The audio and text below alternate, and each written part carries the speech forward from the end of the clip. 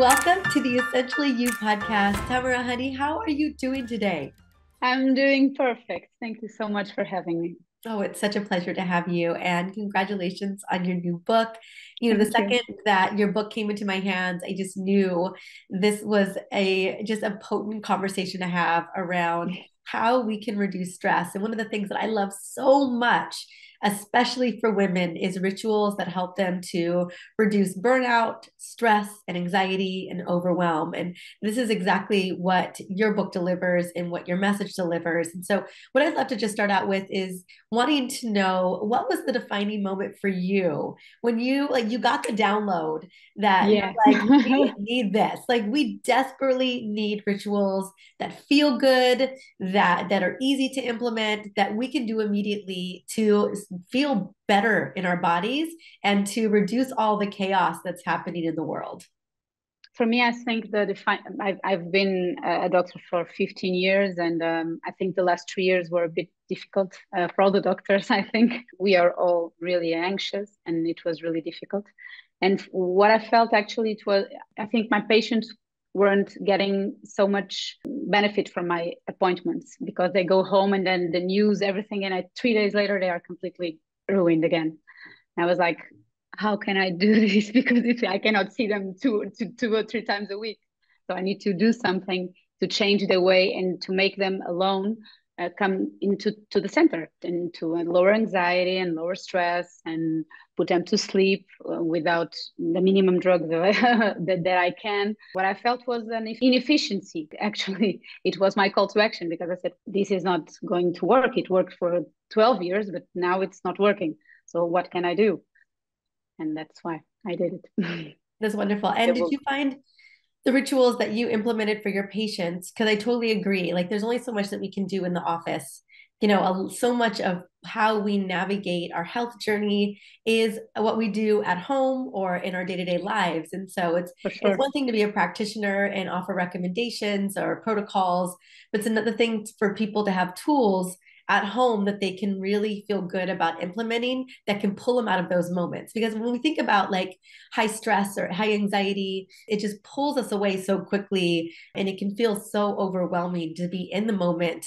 And so what I'd love to dive into is, how have you helped your patients and women at large navigate those moments, the times that they're really in it, and navigate in the sense that what kind of rituals can we use to pull ourselves out of that kind of chaos or that anxiousness, that overwhelm, that it just feels like a spiral, Yeah, just and you spiraling cannot down. control it. Yeah, Yeah. it's terrible. It's What are terrible. some rituals that we can use that can help us specifically in those moments where it feels like there's nothing we can do? I know a ton of it, but I will teach you that I have suffered from anxiety long years since I was little, actually. So not only I use them for a long time, but my patients use them a lot too. I have a lot of patients with anxiety and with burnout all over the place. And then I will always teach them to breathe in the appointments. That's the first thing, because without breathing, you cannot do almost any ritual.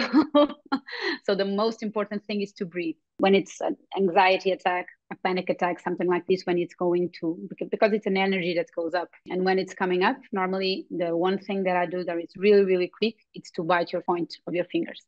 If you bite them, it will really help. And if you block your breathing for just 2 seconds and do a lot of strength, like you do like this, then when you relax, all your parasympathetic activity starts to build up, and then you normally relax in 2 seconds. But you have to do it repeatedly. So if it's really, really difficult and really, really stressful, you can bite the point of your fingers, and then you can breathe in and do a lot of strength, the most you can endure, and then you let go and you repeat it like 3, 4, 5 times. If you're at home, something that works really, really well is to have cold water in your feet really well. For anxiety attacks, it's like instantaneous. It lowers you and it pulls you back in. It works really well too. And then, of course, for not to have anxiety, you have to have rituals every day. Time to bed. How are you going to bed? How are you going to get up? But this is another kind of rituals that we can talk. Oh yeah, I love it. Okay, so when we're in it, we're having an anxiety attack, or we're feeling overwhelmed, or we're just kind of in a downward spiral. There's a couple strategies. One, breathing is a big piece, right? Getting our breath back. You have to breathe, but most of the times people feel anxiety here. They feel the chest really, really compressed. So they Mm-hmm. have difficult breathing because of that, because they feel too much air inside. So breathing, it helps a lot if you know how to breathe. But if you don't know how to breathe and you're listening to this for the first time, one thing you can do is just pull your air out, like instead of putting it in, you letting it out. Letting it It out. helps a lot too. Yeah. Because you Love don't it. feel like that pressure in your body. Some people, when they are really anxious and you say breathe, they are stuck, like they cannot go in, nothing Mhm. can go in. So you can do it reversely and it works perfectly, like through the mouth. And it's amazing because it calms you down, it focuses you on your breathing. If you have a bit more experience, you can breathe profoundly through your nose with your mouth closed, and it will help immensely, of course. And is there a number of seconds, like 5 in, 5 out, or 2 in, 2 out? Do you You have? can do it whatever you, not normally, whatever you can. That's what I tell people. But if you can three, you just repeat three, three, three, three. If you can seven, perfect. Seven, seven, seven, seven. It has to be one number that you can do it without a lot of effort, but you can repeatedly and do it repeatedly, because our brain loves, it has to have something to chew on. So you have to give him a gum. So three, three, seven, seven, five, five. It doesn't matter. It matters that it stays the same when you breathe in and you breathe out. If Got it. the number is the same, it's perfect. But if you cannot breathe in, breathe out. Out, out, out. It works almost as well as breathing in. It's the same. Okay. Perfect. And then when you were holding like that, you like it's a strong hold, like hold your breath and then and really like tense up very strongly. You're just pushing your diaphragm down.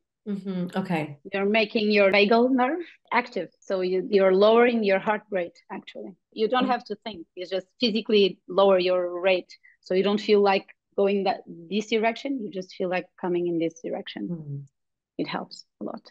So it helps to restore the vagal tone, which we know is so important. Mm-hmm. It feels like I always know that when we're in that stress response system and cortisol and adrenaline are up, like we've got to like use it.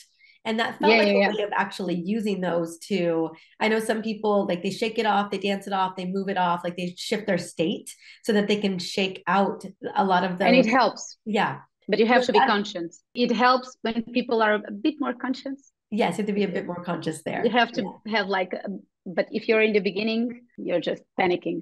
The cold water, it's got to be ice cold. Like, No, no, no, no, no, no. okay. It can be No. tap water, Okay. but it has to be on the feet. That's really important because it lowers your energy immediately. Your brain has to have something to connect to. That's the Yeah. most important thing. You can have to connect to something else other than your altered attention to yourself. You have to have some connection outside of yourself. So that's important. Cold water works. Doesn't have to be tap water. You can put your feet in directly in the sink if you can do it. So it's two Or in the seconds. bathtub or whatever. Yeah, yeah, whatever is at hand. When you're stressed, whatever works, and this works even in a restaurant. You can go to fit in water works everywhere. It's really helpful. If you cannot breathe, if you cannot find a piece to make it the exercise, and water, it helps and it's easy. And or mm, you can bite on your fingers, and your Bite on brain your will fingers. also relax. Yeah, Hmm. the Okay, so body let's is say we, easy. we implement any one of these and figuring out which one is best for you is always key because everybody is so Of unique. course.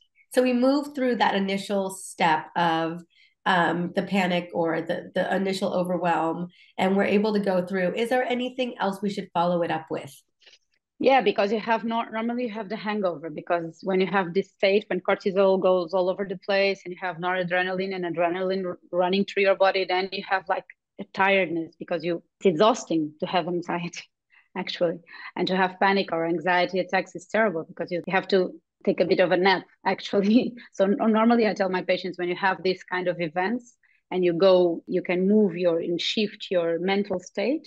I normally give them some binaural music, the one that talks in one side and another. You hear about Mm-hmm. this? This is really cool. And you have like 10 minutes just to chill and to have your energy back because you are depleted. It's not, okay, I'm done with my anxiety attacks, I'm going to respond to my emails. Not like this. You have to respect that because your body went to a lot of stress, and all of your body adrenaline is all over the place, cortisol, supraadrenal glands, everything is completely out of balance. So you have to have 10 minutes just to put your energy back on. That's really important. It's like an up and a really low actually then. So you have to Have like 10 minutes with music just to chill, to restore the energy, and then you get back to work. Otherwise, you have repercussions. It's like it's earthquake. You have one, and then if you're not steady, you have another and another and another, and it's terrible. Just because you don't respect the period of time that you should be resting after 10 to 15 minutes Okay. would be So enough. so making sure that you give yourself an opportunity to kind of recalibrate your Yeah, body in back into homeostasis. that's really important. That's the most important thing because people think that the overload is when you're going through it, but it's not actually. It's the effect after. That is the problem. And besides listening to music or laying down, maybe, breath work, And um, tapping, you can do the tapping. tapping. Okay. Tapping works amazingly. Tapping in your, just with the point of your fingers really slowly. Tapping in your heart, tapping in your center, like third eye. Tapping here, it's a good place to relax. Using your body to tap, it's really good and really restores your calm and really lowers your cortisol levels. After, of course, After, of course, yeah. just to have a keep up, you put your homeostasis back in 10 to 15 minutes, just to tapping, to listening to music, to lie down if you can. Maybe you're at work and you cannot lie down with your headphones, but you can always tap, tap, tap, tap, tap, tap, tap Would here, walking tap be here. beneficial, or should we wait to walk a little bit? Normally, if it's really big one, I wouldn't move. I just stay still, wait, give it time, and then you go to walk.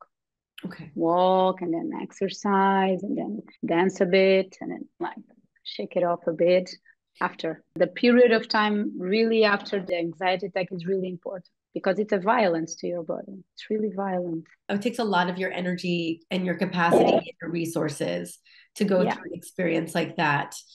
So I love this. So one, getting yourself out of that moment, and then allowing yourself to recalibrate yeah, back to homeostasis. that's Um, really important. That's yes, the most important part.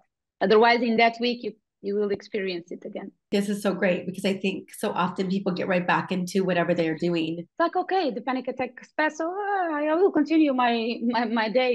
No, please, 10 minutes, 15 minutes, just to make sure everything is okay and to give time to yourselves to breathe, you know, and your brain needs a bit of A moment. flow.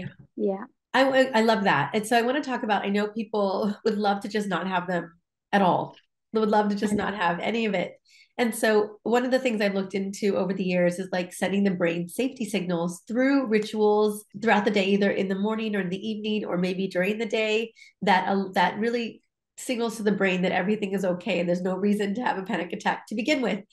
And so I know that a lot of what this book provides too are rituals to integrate into your life so that we can reduce the amount of anxiousness and anxiety and stress that we're experiencing. So, what are some of the most profound or powerful rituals that have been working for your patients and even yourself? Okay. The most profound one that nobody likes me when I talk about it is you have to sleep.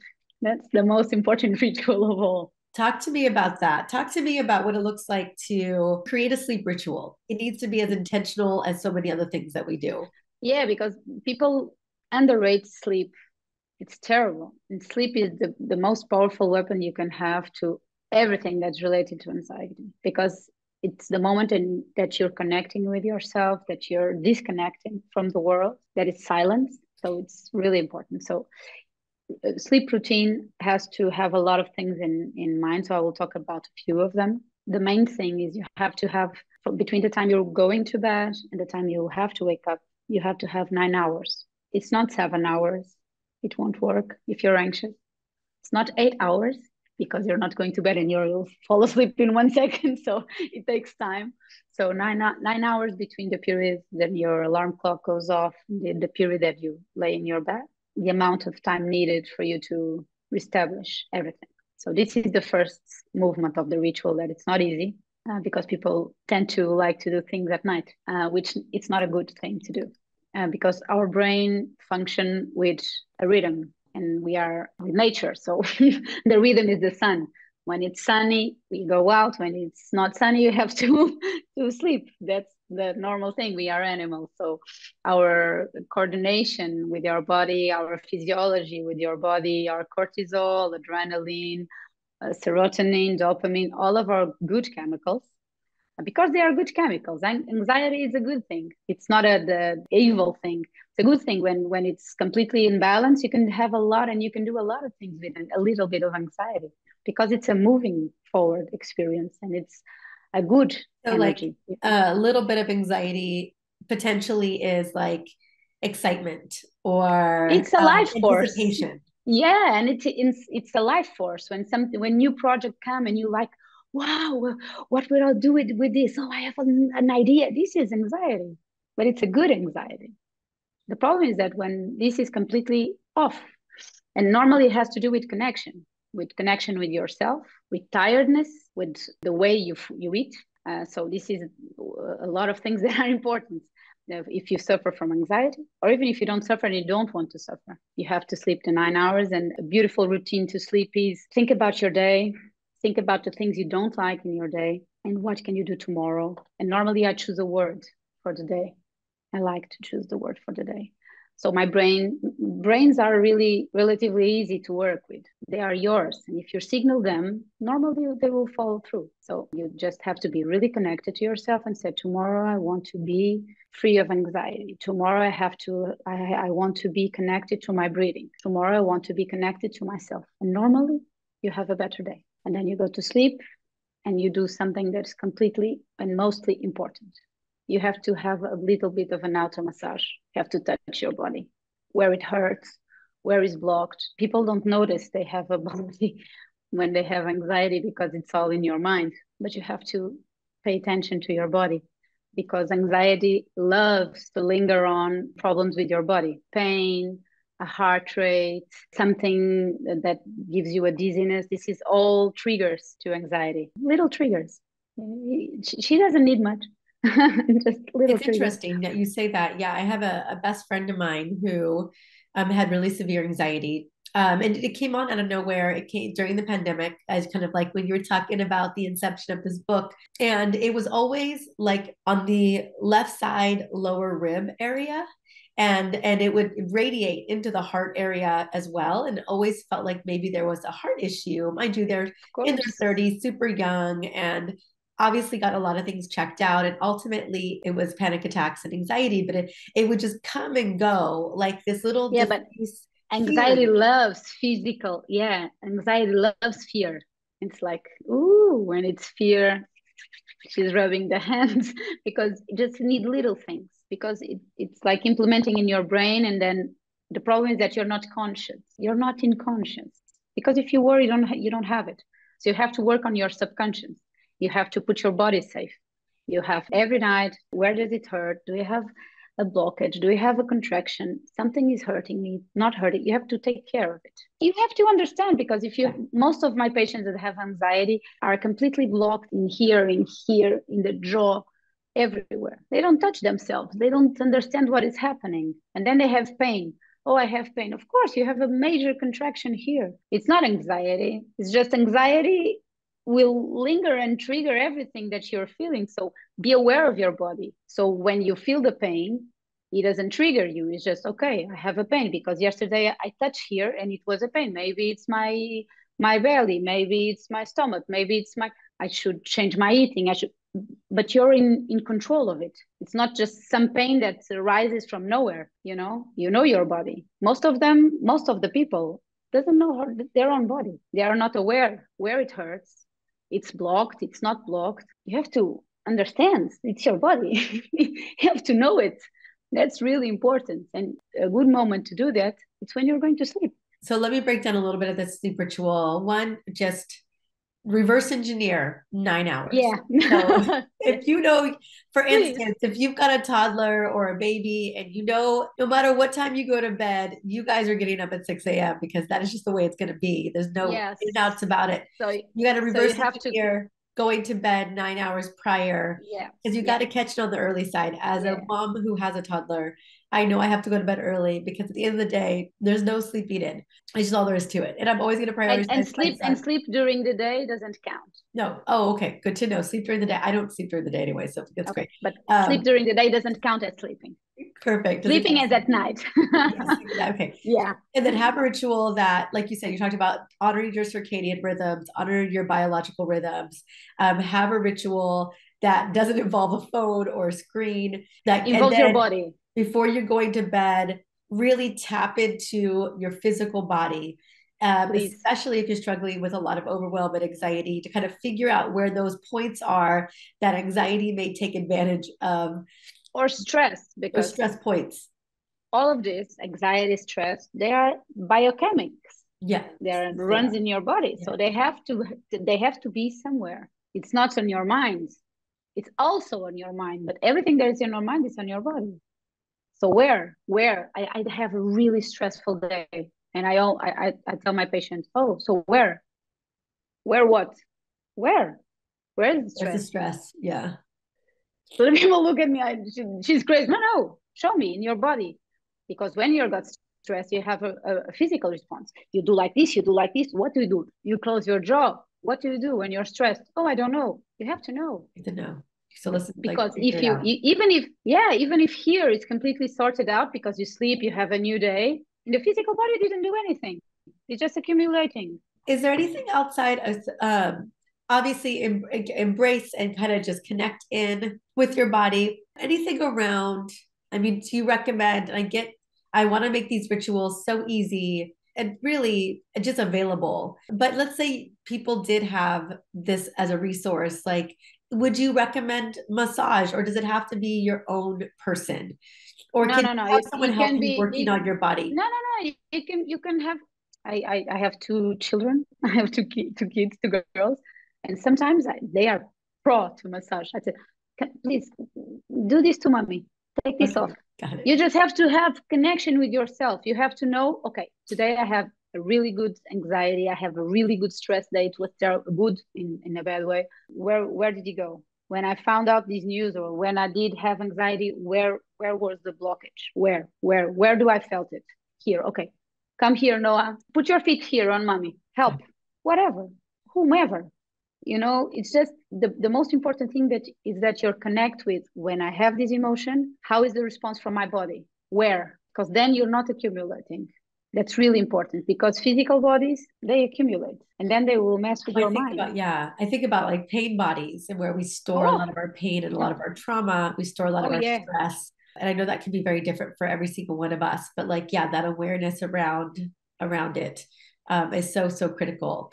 But the Okay, pain so body is also physical, yeah, it's very, because yeah, when they are triggering your pain body, you physically feel the emotion. yeah. And then normally I ask my patient, where do you feel it? Here, where is the emotion? Because the location is important, Talk because you about have to that. work it here, and then Yeah. you have to work it in the physical way. How is it that the location, talk about the importance of location. I know that one of the things that we haven't touched upon yet is your master's in oncology. So you take care of Yes, patients who are on cancer journeys that are, and we know that cancer is very multifaceted, and that trauma can be driving cancer, toxins are driving, but stress, obviously stressors are what are the biggest, a everything culmination of together. stressors are driving cancer. And I know that a lot of this work is probably, when you're working with a cancer patient and it comes up that they need to be in tune with their body and in tune with their pain body, and where is this happening? I'm sure they're thinking this is not traditional oncology. They already know. They already know, but you know, the location is important. That's Yeah. why I'm always talking about location. It's not like randomly. It's like location is important.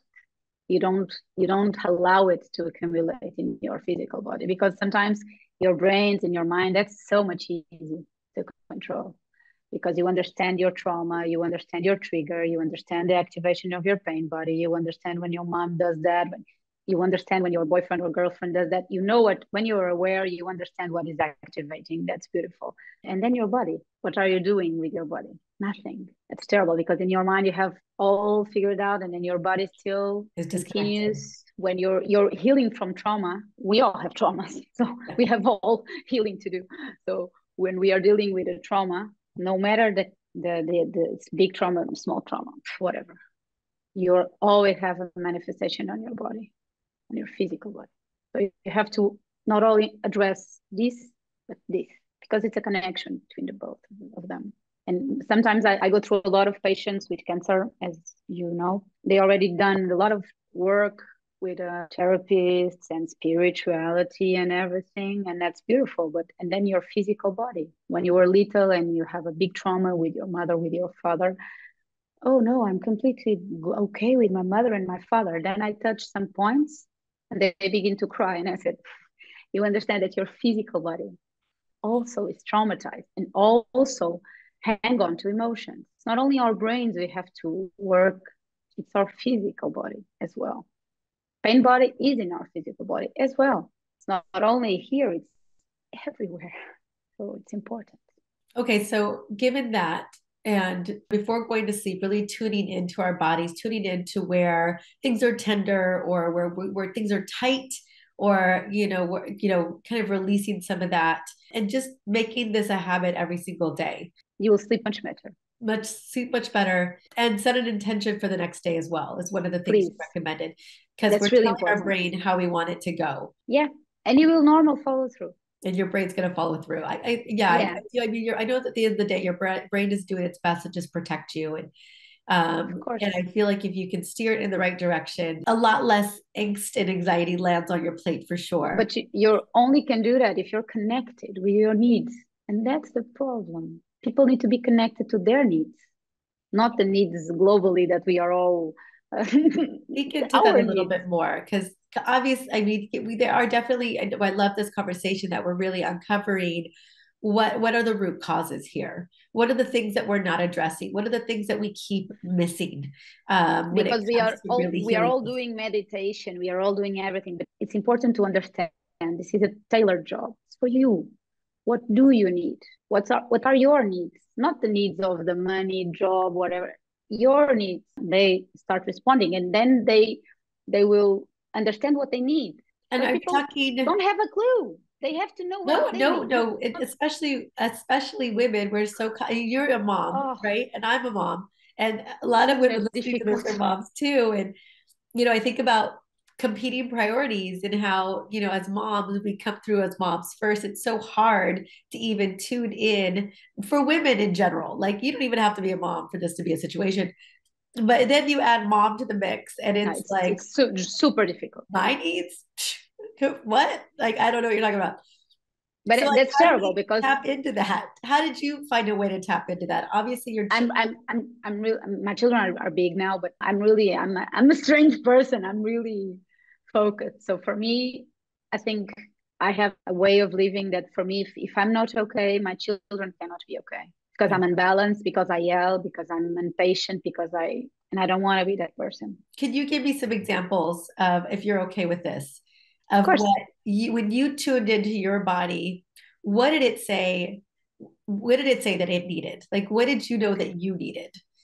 normally I ask myself, what Yeah. do you need today? And sometimes it tells me, I need to sleep. I'm tired. It hurts. So I need a massage. So I book it. I need a really, really warm shower. I need to watch something. I need to read. So it's talking to you. I need to stretch.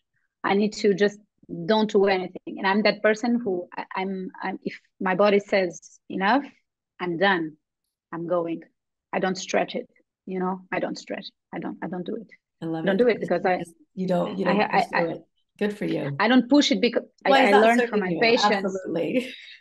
No, I always feel because I like for learned with my women, patients. we sacrifice I our lost. bodies, Oh, in the it's sake too of much. achievement or getting things done or the to-do list or taking care of our And family. and for me, I have two clinics. I'm a clinic director for 30 people, but still at 4:30, I'm going. I'm not listening. I'm going because I need to read. I need to do my exercise. I need to sleep 9 hours. I'm good. Tomorrow I come and I'm the best that I can do. If I'm not the best, I don't feel good about myself. I'm tired. I get home tired. I'm not a good person to my toddlers. I'm always impatient. I like to have patience.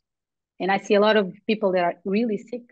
So I have to be on my best behavior. I cannot be intolerant or I cannot be. So it's a kind of responsibility to myself and to others. And I don't stretch it. And my kids know when I said I'm going to bed, they have 10 minutes. If they're not ready, I'm going to bed. And they do what they want. They know where's the bed. I'm like that. I'm terrible. But I need to sleep. Otherwise, I'm a bad person. I'm not bad, but Yeah, you just it's you're less resourced. Got it. So one of the first things we could do is really just ask ourselves, what do you need? And just be quiet for a moment and listen to hear what we really need. And maybe we do that a couple times a day. We just do a little check-in. yeah, just what do I need? Where normally the check-in, I do it all in my mind and in my body. And I tell that to my patients. Lunch, it's a good time when you stop to have your lunch. It hurts, it stretch. I'm anxious. I'm not anxious. What am I feeling? What are you feeling right now? And people are, well, what are you feeling? You're not, you don't know what you're feeling. Come on. You have to be tuned in. Not all the time, but some of the time. Otherwise, it's a mess. Otherwise, it can come everything, anxiety, panic, everything. You're not connected. You're not understanding what's happening. If you're at lunch, you understand that you're a bit unsettled and you understand that you're a bit anxious, then you have resources not to come to the panic because you understand 3 hours ago that you are not in a good day. Maybe you avoid situations that will push you to panic. Maybe you eat better. Maybe you breathe more. Maybe you lower your rhythm of work. You can do a lot of things if you're connected and you understand how's your body today because you're tired, because whatever. That's not important. The important thing that you're connected and you understand, and then you can prevent. You're not just completely outside of your body and then you have a panic attack and your body goes all over the place and you're like, what's happened? I didn't do anything.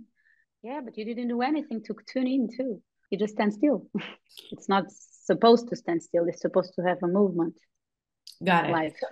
So the big takeaway, and I'm really appreciating this, is that we've got to be more tuned in with our body, especially our physical body, and really connect in to that deeper sense of what is going on, because that's going to really support in having, like, setting in the rituals, doing the things that are going to really support us, and Yeah.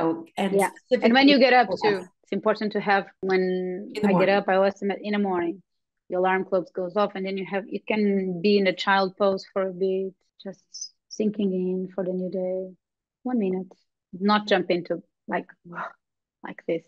It's just settle your intention, breathe. I'm alive, I'm here.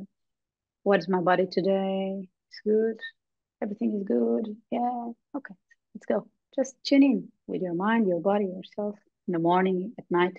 I love And it. then you can, yeah, this is the most, I have, in my book, I have really crazy rituals, more difficult, but this one, everybody can do it. Easy and it's effective. It works. And when you're doing this for like 1 month, just this, tuning in, checking it out. And oh, I didn't feel like this was hurting me. That's awkward. It hurts, actually. This is important. And then you taking care of your mind and you're taking care of your body. And if you do this for 1 month, it's crazy. Amazing. You change completely. My one of my last questions is, I know that you do see a lot of very sick patients, and Yeah. kind of in your experience over the many years you've been taking care of pretty sick people, like people who are really, really motivated to get healthy and to overcome a big disease. What has been some of your kind of big aha moments in that healing journey? The locations. That's a haha. Actually, I learned that the one aha that I learned, I shared with you, that it's not enough to cure your emotional body. That's a big aha for me. You forgot about all those cells that are blocked, and we forgot because we think our mind and your trauma, and you change the food, you change the rhythm of life, you change everything. The people don't respond anymore. It's happening here.